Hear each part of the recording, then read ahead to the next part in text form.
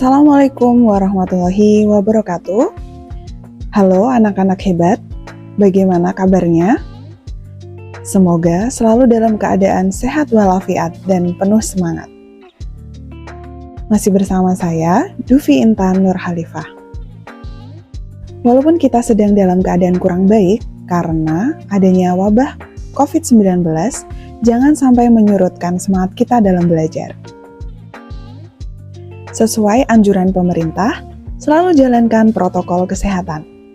Pakai masker, cuci tangan dengan sabun, selalu sedia hand sanitizer, dan jaga jarak aman. Namun, jika tidak terlalu mendesak, tetap stay di rumah saja ya. Semoga keadaan segera membaik dan kita dapat melakukan kegiatan pembelajaran tatap muka seperti biasa. Anak-anak, jangan lupa mengisi kehadiran di Google Classroom ya, agar saya tahu dan masih bisa melihat keaktifan belajar kalian. Di akhir pembelajaran, silahkan mengisi Google Form, kesimpulan materi hari ini seperti biasa. Maka dari itu, terus simak pembelajarannya. Di pembelajaran kali ini, kompetensi dasar yang akan kita capai adalah KD 3.1. Menganalisis proses masuk dan perkembangan penjajahan bangsa Eropa, yaitu Portugis, Spanyol, Belanda, Inggris ke Indonesia. Sejarah Indonesia kali ini membahas materi bab 1. Masuk dan berkembangnya kolonialisme dan imperialisme Eropa di Indonesia. Kalau dilihat dari ilustrasi gambar di samping ini, kira-kira berkibar bendera dari negara mana ya? Ya, betul. Itu adalah bendera dari negara Belanda. Anak-anak, ada beberapa faktor pendorong masuknya kolonialisme dan imperialisme di Indonesia. Di antaranya adalah penjelajahan samudra oleh bangsa Barat. Ini merupakan salah satu latar belakang yang akan kita bahas dari masuknya kolonialisme dan imperialisme bangsa Eropa di Indonesia. Zaman penjelajahan samudra merupakan suatu masa yang dimulai pada abad ke-15 sampai dengan 17 ketika bangsa-bangsa Barat atau Eropa banyak melakukan penjelajahan samudra mengelilingi dunia untuk menemukan komoditas dagang dari dunia timur. Tadi sudah kita bahas ya, komoditas yang sangat-sangat dicari di Eropa adalah rempah-rempah. Anak-anak, pasti kalian familiar dengan masakan seperti rawon, sayur lodeh, pecel, rendang, dan lain sebagainya. Masakan khas Indonesia ini kaya akan rempah-rempah yang tidak akan ditemui di Eropa. Kenapa tidak bisa ditemui di Eropa? Karena iklimnya yaitu subtropis yang tidak memungkinkan tanaman-tanaman ini tumbuh subur di sana. Sedangkan di daerah dunia timur, khususnya di Indonesia, karena memiliki iklim tropis, 1 tahun penuh dilimpahi cahaya matahari dan juga tanahnya yang subur, membuat rempah-rempah sangat subur tumbuh di Indonesia. Tidak hanya rempah-rempah digunakan untuk bahan masakan, yaitu seperti pala, lada, dan lain sebagainya, tetapi rempah-rempah juga digunakan untuk mengawetkan bahan makanan, sebagai minuman penghangat tubuh, dan juga sebagai obat-obatan. Jadi anak-anak, pelopor penjelajahan samudra seperti di slide ini, yang pertama ada Inggris, Spanyol, dan juga Portugis. Nah, kita bahas latar belakang penjelajahan samudra. Jatuhnya Konstantinopel pada 1453 ke tangan Turki Ottoman atau biasa disebut juga Turki Utsmani di bawah komando Sultan Utsmaniyah yang berumur 21 tahun, yaitu Sultan Muhammad Al-Fatih, melawan tentara bertahan yang dikomandoi oleh Kaisar Bizantium Konstantinus ke-9. Ada buku catatan perjalanan Marco Polo dan adanya dorongan gold, glory, dan gospel. Kisah perjalanan Marco Polo ke dunia timur, yaitu perjalanan kembalinya Marco Polo dari negeri Tiongkok melalui pelayaran atau lautan. Jadi Marco Polo berhasil menjadi pencetus penjelajahan samudra. Ia melihat dunia baru selain Eropa, yaitu dunia timur yang kaya akan rempah-rempah. Kemudian adanya dorongan gold, glory, dan gospel. Anak-anak, jika kalian mendengar gold, pasti identik dengan emas ya. Nah, kenapa emas lambang dari imperialisme dan kolonialisme? Sebab gold yang artinya emas diartikan sebagai memburu kekayaan atau keuntungan. Adapun caranya yaitu dengan mencari dan mengumpulkan emas, perak, dan bahan tambang serta bahan-bahan lain yang sangat berharga. Untuk glory artinya memburu kejayaan, superioritas, dan kekuasaan. Dalam kaitan ini, mereka saling bersaing dan ingin berkuasa di dunia baru yang ditemukannya. Jadi semakin luas daerah kekuasaan dari suatu negara, maka dikatakan negara itu sangat berjaya. Yang ketiga adalah gospel. Artinya, menjalankan tugas suci untuk menyebarkan agama. Pada mulanya, orang-orang Eropa ingin mencari dan bertemu Prester John yang mereka yakini sebagai raja Kristen yang berkuasa di timur. Nah, gospel ini juga dikatakan sebagai politik balas dendam karena Islam yang dipimpin oleh Sultan Al-Fatih berhasil menguasai Konstantinopel di Eropa. Karena Konstantinopel adalah pelabuhan yang sangat penting bagi pemasok barang-barang yang didapatkan dari timur, khususnya rempah-rempah, maka mereka harus mencari alternatif lain. Karena dendamnya ini kepada Islam, dan tadi ada catatan Marco Polo bahwa ada dunia timur dan dia melihat kerajaan Islam, maka semangat gospel ini sangat-sangat menggebu bagi bangsa Eropa. Nah, ini adalah kronologi kedatangan bangsa Eropa ke Nusantara. Yang pertama dimulai dari Alfonso de Albuquerque berhasil menguasai kota pelabuhan Malaka pada tahun 1511. Yang kedua ada Sebastian del Cano dari Spanyol berlayar bersama Ferdinand Magellan. Setelah Ferdinand Magellan meninggal, ia melanjutkan perjalanan pulang ke Spanyol melewati Tidore, Maluku, Timor, dan menyeberangi Samudra Hindia pada tahun 1521. Yang ketiga, pada tahun 1579, Sir Francis Drake berlabuh di kerajaan Ternate dan dijamu oleh Sultan Ternate Baabullah. Yang keempat, ada Cornelis de Houtman, tiba di Banten pada 1596 dengan menggunakan 4 kapal. Yang kelima, pada tahun 1602, James Lancaster atau dari Inggris yang melakukan pelayaran ke Indonesia, kapalnya tiba di Aceh. Yang keenam, pada tahun 1770, James Cook, pelaut terkenal Inggris, setelah melakukan pelayaran ke Australia, ia singgah di Batavia karena kapalnya mengalami kerusakan. Kita bahas dulu arti dari kolonialisme, anak-anak. Yakni berasal dari kata koloni, yaitu wilayah kekuasaan, dan isme artinya faham.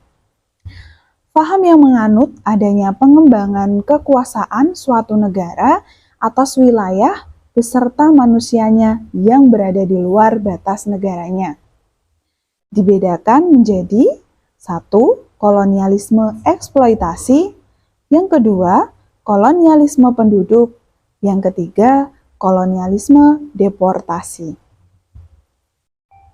Sedangkan imperialisme berasal dari kata imperium atau memerintah dan isme artinya faham. Suatu sistem jajahan yang dibentuk dengan cara membentuk pemerintahan jajahan di wilayah yang dijajahnya.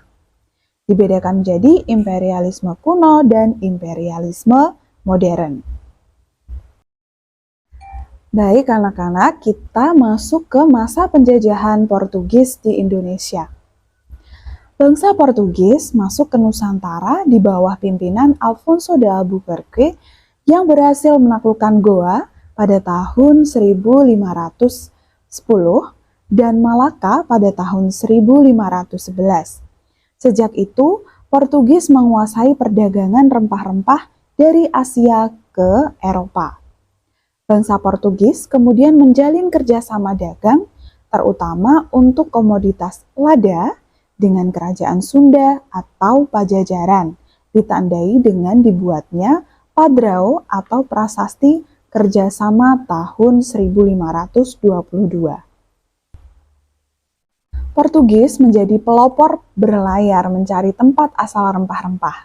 Hal ini tidak terlepas dari kiat Pangeran Henry Mualim yang memberikan hak istimewa kepada saudagar sukses dari Italia, Spanyol, dan Inggris, tujuannya supaya mereka bersedia tinggal dan berdagang di ibu kota Portugis.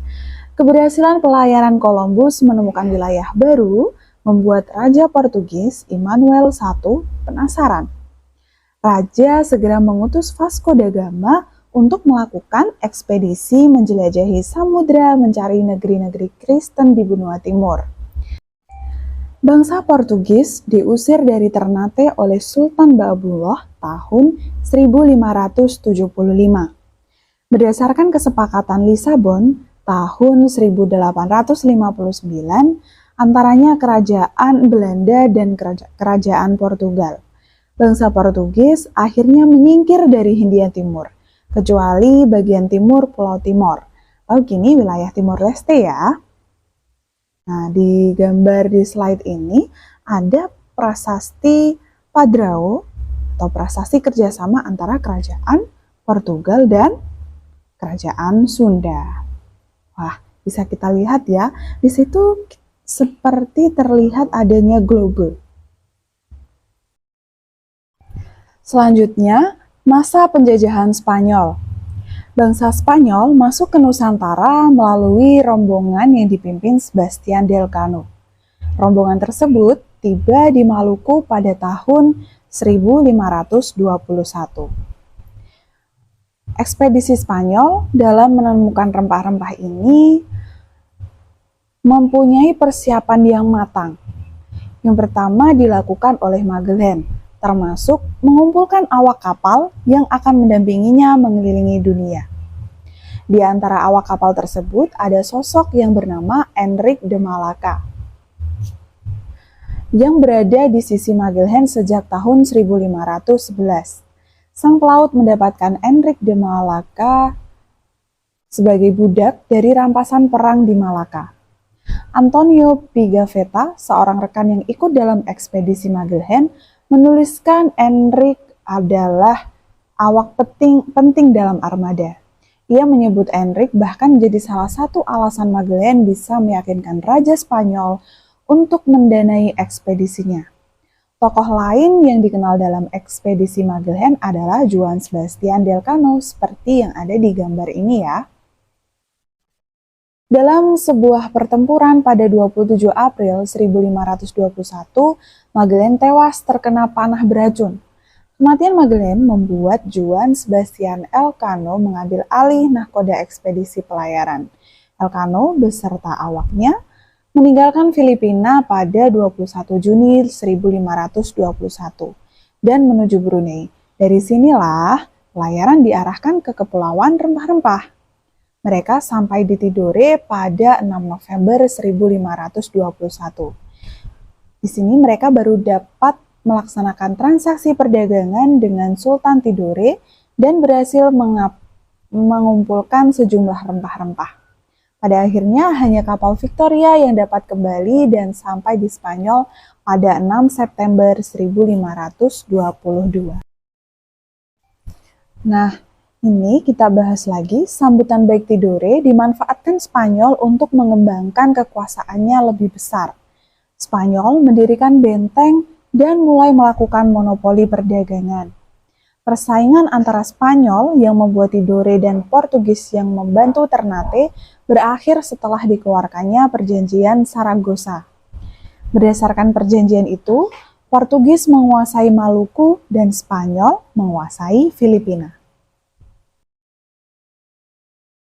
Gambar di samping adalah gambar dari garis Tordesillas, perjanjian yang dilakukan Portugis dan Spanyol. Bisa kita lihat ya, di situ ada Maluku. Kita akan membahas mengenai garis Tordesillas. Perjanjian Tordesillas adalah suatu perjanjian yang ditandatangani di Tordesillas, sekarang di Provinsi Valladolid, Spanyol, pada 7 Juni 1494, yang membagi dunia di luar Eropa menjadi dua woli eksklusif antara Spanyol dan Portugal, sepanjang suatu meridian 1550 km sebelah barat Kepulauan Tanjung Verde, atau lepas pantai barat Afrika. Sekitar 39 derajat 53 bujur barat, wilayah sebelah timur dimiliki oleh Portugis dan sebelah barat oleh Spanyol. Perjanjian Saragossa mempertegas perjanjian Tordesillas tahun 1494. Baik, kita sudah sampai kepada masa penjajahan VOC. VOC dibentuk pada tahun 1602 sebagai upaya untuk memperkuat diri dalam menghadapi persaingan dagang dengan negara atau bangsa lain. Ia mempunyai hak oktroy atau hak istimewa VOC. Kebijakan VOC di negara jajahan antara lain, pertama, memonopoli perdagangan, kedua, ekstirpasi, yang ketiga, pelayaran hongi atau hongi tochen, yang keempat, strategi divide et impera atau politik adu domba. Ya, gambar di samping adalah dua sisi mata uang VOC dalam kepingan mata uang gulden. Pada tiap sisinya terdapat simbol kerajaan Belanda dan VOC. Penjajahan Belanda di Indonesia bermula dari kedatangan para pedagang Belanda. Para pedagang Belanda yang awalnya saling bersaing ini kemudian membentuk kongsi dagang besar yang kita kenal sebagai VOC. Selanjutnya, ada beberapa gubernur jenderal yang diutus oleh Belanda untuk memimpin VOC. Pada saat J.P. Koen berkuasa, ia menjadikan VOC sangat ambisius menguasai berbagai wilayah dan kekayaan alam Indonesia dengan cara sebagai berikut ya. Yang pertama, berusaha merebut pasaran produksi pertanian dengan memaksakan monopoli. Yang kedua, proses produksi pertanian tetap di tangan pribumi. Namun, VOC dapat memperoleh hasil-hasil pertanian itu dengan mudah, sekalipun harus dengan paksaan. VOC mengincar dan berusaha keras untuk menduduki tempat-tempat yang memiliki posisi strategis, atau dilakukan dengan peperangan atau adu domba, yaitu politik divide et impera tadi ya. Yang selanjutnya, VOC melakukan campur tangan atau intervensi terhadap kerajaan-kerajaan di Nusantara, terutama menyangkut usaha pengumpulan hasil bumi dan pelaksanaan monopoli serta melakukan intervensi dalam pergantian penguasa lokal. Lembaga-lembaga pemerintahan tradisional atau kerajaan masih tetap dipertahankan dengan harapan bisa dipengaruhi atau dapat diperalat, tetapi kalau menolak akan diperangi. Pada 31 Desember 1799, VOC secara resmi dibubarkan dan pemerintahan VOC di Nusantara pun diambil alih pemerintah kerajaan Belanda. Penyebabnya ada 4 ya. Yang pertama korupsi, yang kedua biaya kepegawaian semakin besar, yang ketiga banyak mengeluarkan dana untuk perang, yang keempat persaingan dengan kongsi dagang lain. Mari kita bahas lagi. VOC mengalami kemunduran pada pertengahan abad ke-18 karena beberapa sebab, sehingga dibubarkan. Beberapa alasan kenapa VOC dibubarkan adalah korupsi ya. Nah, korupsi dan kecurangan. VOC dibubarkan meninggalkan hutang sebesar 136,7 juta gulden. VOC meninggalkan kekayaan berupa kantor dagang, benteng, gudang, kapal, dan daerah kekuasaan di Indonesia. Aset-aset tersebut kemudian diambil oleh Republik Batavia atau Republik Batav. Kebijakan dan keberhasilan Peter Both antara lain saat masa penjajahan VOC ya, membangun markas besar VOC di Ambon, berhasil mengadakan perjanjian dagang dengan Maluku, dan juga menaklukkan Pulau Timor. Yang tidak kalah penting adalah ia mampu mengusir Spanyol dari Tidore. Meski berkantor pusat di Ambon, Both juga mendirikan kantor dagang VOC mula-mula di Banten tahun 1610, kemudian di Jayakarta pada tahun 1611. Kita beralih ke kebijakan dan keberhasilan Gubernur Jenderal yang lain adalah Jan Pieter Zoon-Koon.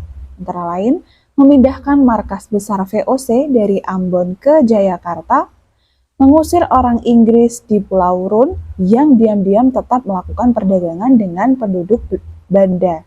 Jadi VOC ini benar-benar salah satu kongsi dagang atau organisasi yang sangat kuat karena memiliki hak istimewa, kemudian mempunyai gubernur jenderal yang posisinya sama seperti raja di daerah jajahan.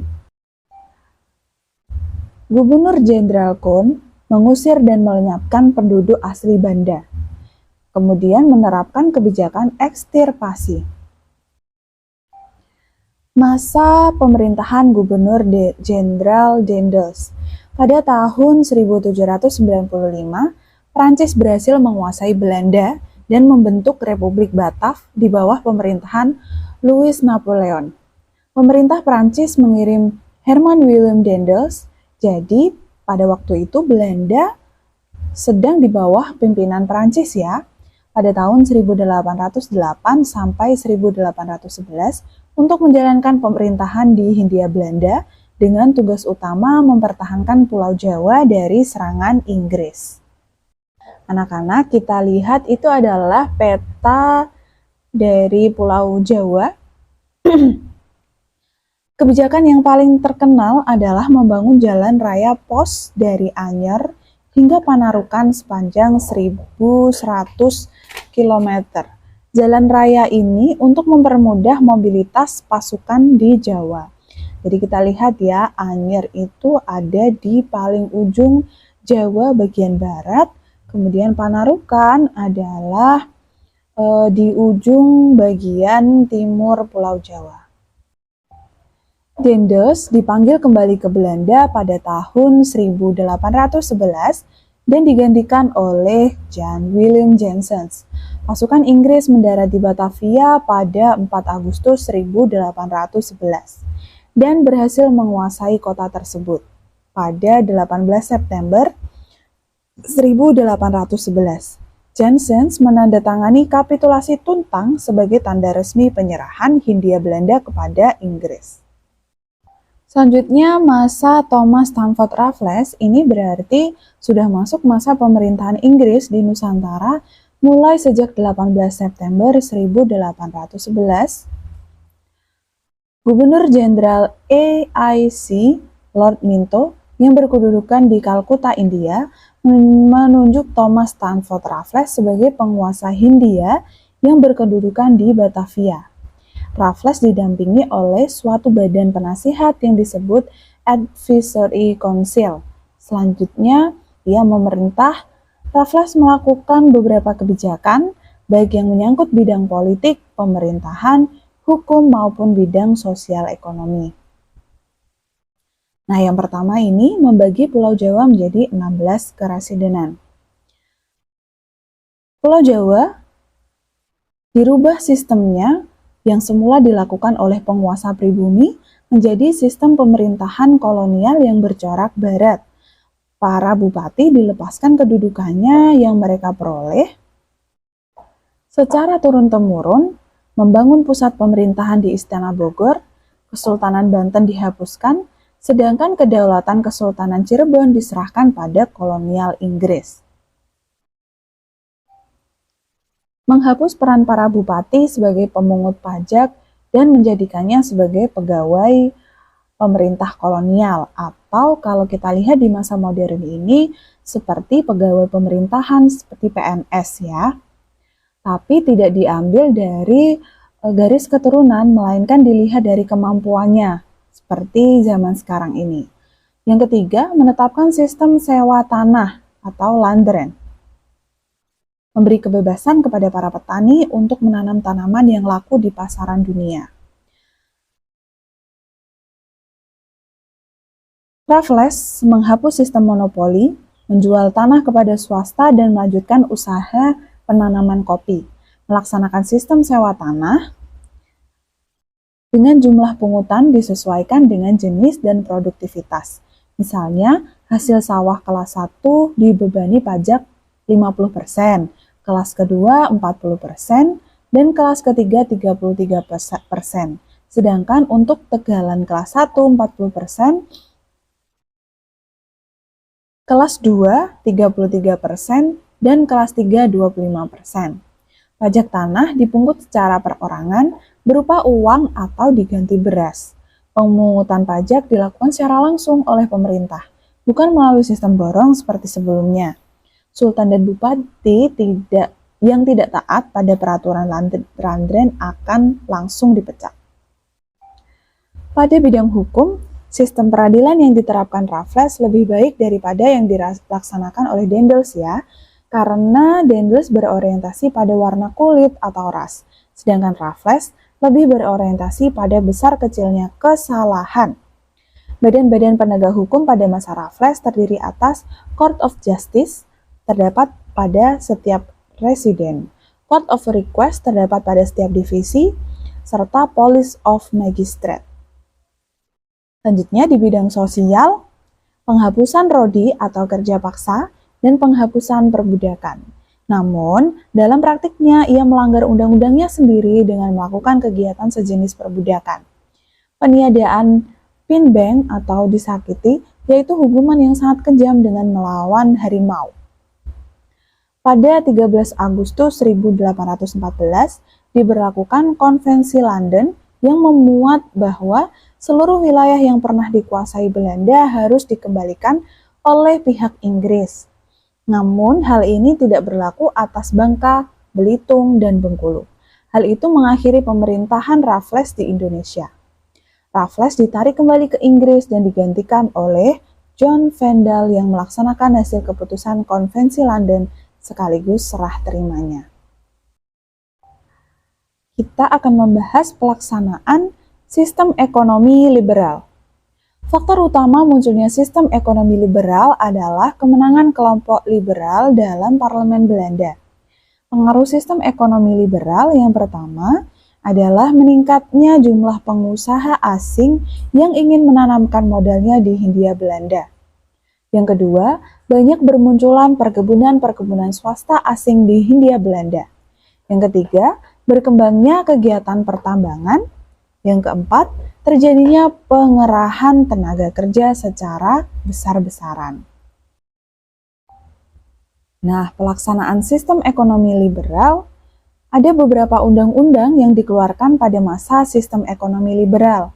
Yang pertama, Undang-Undang Agraria tahun 1870, Undang-Undang Gula tahun 1870. Nah, ini mempunyai dampak di sistem ekonominya, yaitu eksploitasi sumber daya alam dan sumber daya telah melampaui batas. Penduduk pribumi kehilangan tanah miliknya yang terpaksa disewakan atau bahkan dijual. Mereka terpaksa menjadi kuli di tanah mereka sendiri. Wah, bisa dibayangkan ya bagaimana menderitanya penduduk pribumi pada waktu itu. Kelompok humanis di negeri Belanda mengusulkan dilaksanakan politik etis sebagai pengganti politik liberal. Nah, kita lihat di situ ada kaum pribumi yang memakai baju setelan seperti gaya orang Eropa ya. Berbeda sekali dengan sebelum bangsa Eropa menjajah Indonesia, karena pada waktu itu busana yang digunakan adalah busana atau pakaian adat dari suku masing-masing atau daerah masing-masing. Tapi kita lihat di foto tersebut bahwa orang Indonesia sudah mulai menggunakan tradisi atau baju seperti orang Eropa.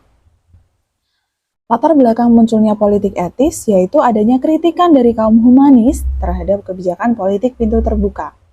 Yang kedua, munculnya artikel in Erescult, utang kehormatan, dalam yang ditulis Konrad Theodore van Deventer pada majalah The Kids tahun 1899. Nah, politik etis ini mencakup pendidikan, irigasi, dan emigrasi. Nah, pendidikan ini nantinya akan memunculkan priayi baru atau kaum-kaum cendekiawan dari pribumi.